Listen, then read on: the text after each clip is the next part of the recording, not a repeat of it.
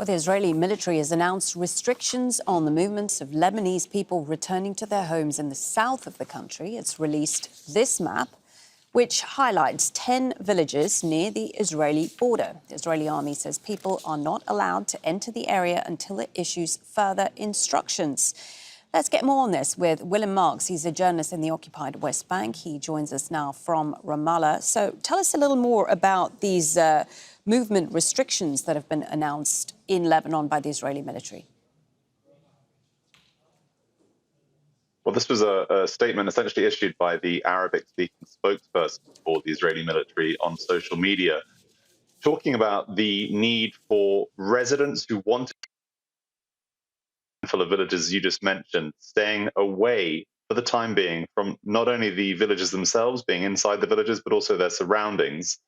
Let's not forget there's another 8 and a bit weeks left in which time the Israeli military, under the ceasefire agreement, is able to stay in the south of Lebanon. And so those forces that are there are very leery about people getting close to them.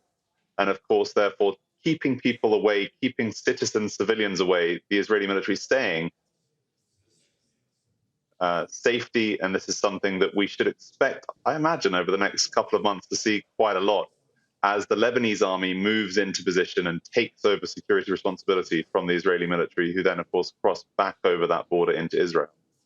And, Willem, one of the key objectives for the Israelis of conducting this war with Hezbollah was in order to get its people back home to the north. Is there any indication at all that Israelis, now that the war has stopped, plan on returning back home to the north?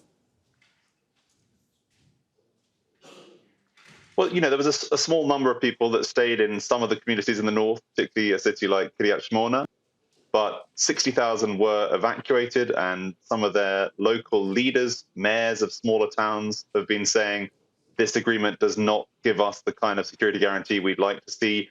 However, there are some businesses, in particular banks, that have announced they will be places like Kiryat Shmona. So there's an indication that services will be and that may be part of the effort by the business community, but also the government, to encourage people to return to their homes in some of those devastated communities that have seen huge scale rocket barrages for many months now until the ceasefire agreement.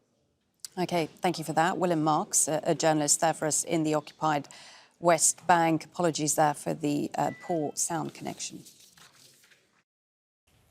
Make sure to subscribe to our channel to get the latest news from Al Jazeera.